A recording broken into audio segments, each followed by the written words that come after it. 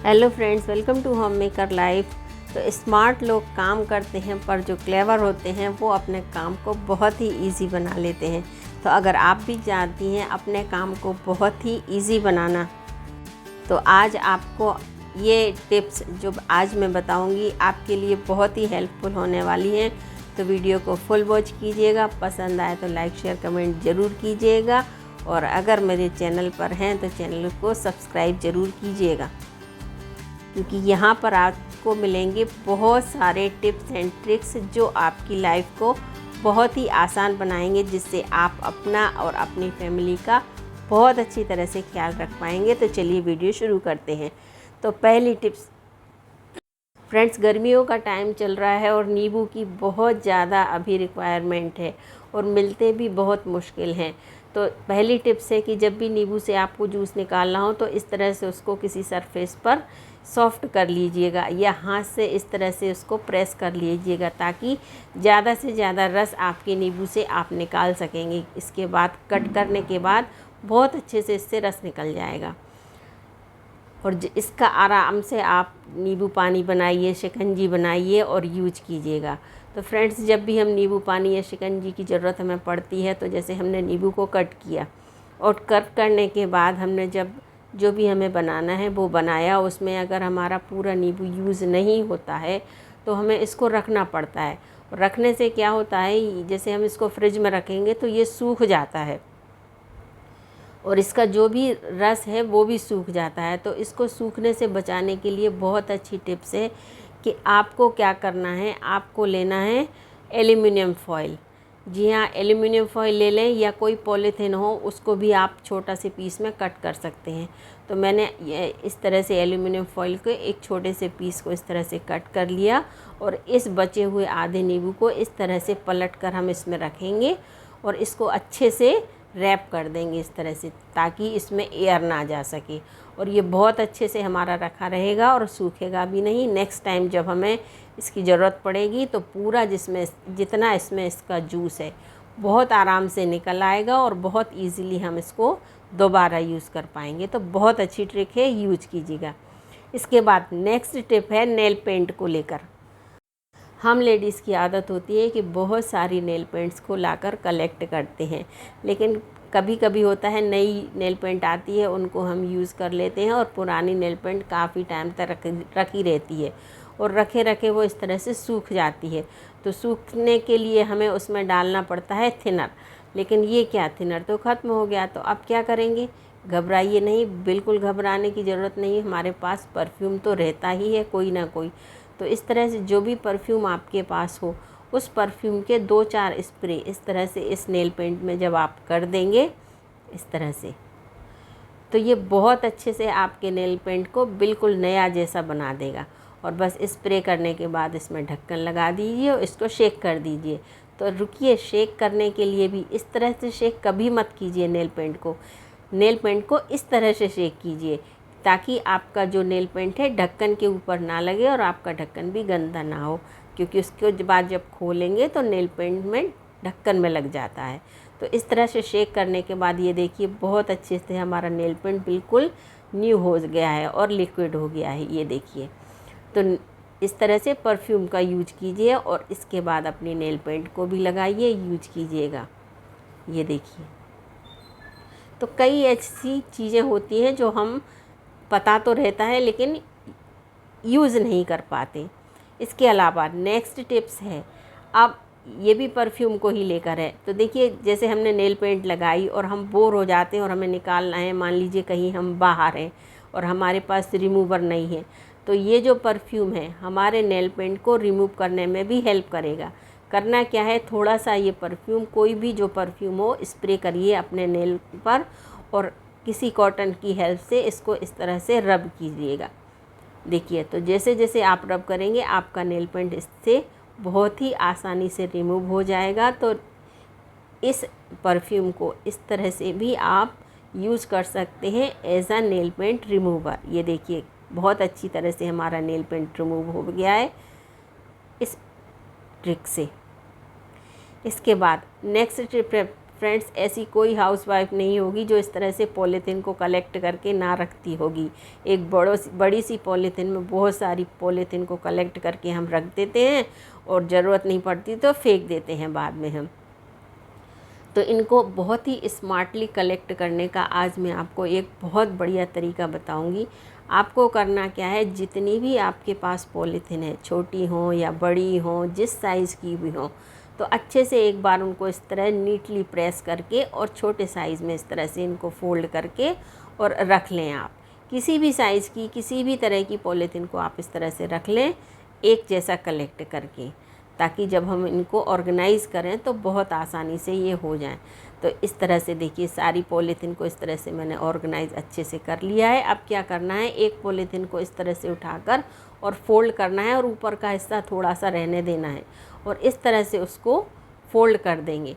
और बस जब थोड़ा सा हिस्सा इसका बचे ज़रा सा, तब हमें नेक्स्ट जो पॉलीथीन को हमने सेट करके रखा था उसको इस तरह से इसमें कवर कर देंगे और इसके साथ उसको इस तरह से उसमें भी रोल कर देंगे।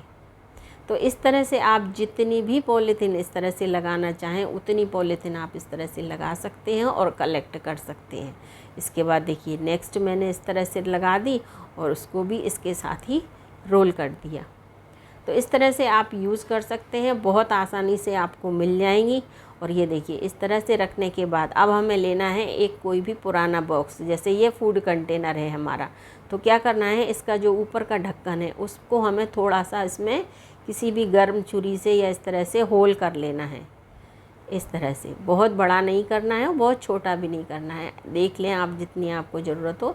तो इस तरह से इसमें एक छोटा सा हमने होल कर लिया। होल करने के बाद अब हम क्या करेंगे कि जो पॉलीथीन को हमने इस तरह से रोल करके रखा है उनको इस बॉक्स के अंदर हम इस तरह से सेट कर देंगे। और सेट करने के बाद जो ढक्कन में हमने होल करा था उस होल में से थोड़ा सा हिस्सा इन पॉलीथीन का इस तरह से हम इसमें निकाल देंगे इस तरह से, और इस ढक्कन को इसको बंद कर देंगे टाइटली इस तरह से। तो इस तरह से रखने के बाद जब भी फ्रेंड्स पॉलीथीन की हमें ज़रूरत होगी तो बहुत ही आसानी से ये एक जगह मिल जाएंगी और इस तरह से जब हम इसको प्रेस करके खींचेंगे तो निकल आएगी और दूसरे का हिस्सा भी थोड़ा सा रह जाएगा। तो इसको भी जब हम खींचेंगे तब ये भी निकल आएगी और नेक्स्ट इसके बाद जो आएगी वो इसका हिस्सा ऊपर रह जाएगा, जैसे कि हम टिश्यू निकालते हैं। तो बहुत अच्छा तरीका है, ज़रूर यूज कीजिएगा। आई होप आपको बहुत पसंद आएगा। इसके बाद नेक्स्ट फ्रेंड्स, इस तरह के जो बैग वगैरह होते हैं सभी के घरों में आते हैं और हम लोगों की क्या आदत होती है कि इनको बहुत अच्छे से संभाल के रख देते हैं। कभी कभी इतने अच्छे से संभाल के रखते हैं कि ज़रूरत पड़ने पर ये हमें मिलते ही नहीं हैं। तो इनको अच्छे से रखने का कम जगह में इस तरह से हम फोल्ड करेंगे और फोल्ड करने के बाद इसको इसके अंदर इसमें टक कर देंगे। तो बहुत छोटी सी जगह में ये हमारा फोल्ड हो जाएगा और इनको किसी भी आसान जगह पर आप रखें जहाँ पर आपको बहुत ही आसानी से मिल जाए। तो ये देखिए छोटा सा कैरी बैग जैसा हमारा बनकर रेडी हो गया है। कहीं भी आप इसको हैंग कर सकते हैं या रख सकते हैं। इसी का एक दूसरा तरीका भी आपको बताने जा रही हूँ फोल्ड करने का, कि इस तरह से हम इसको फोल्ड करेंगे दोनों तरफ से बराबर की, इस तरह से सेम साइज में, और इसके बाद इसको इस तरह से फोल्ड कर देंगे। अब इसको फोल्ड करने के बाद क्या करना है, इसको एक ट्रायंगल का शेप देकर इसको हम ओवरलैप करते जाएंगे इस तरह से। ये देखिए एक ट्रायंगल बनाया और इसको फिर इस तरह से हम फोल्ड करते जाएंगे। तो एक छोटी सी जगह में ये हमारे बहुत आसानी से आ जाएगा।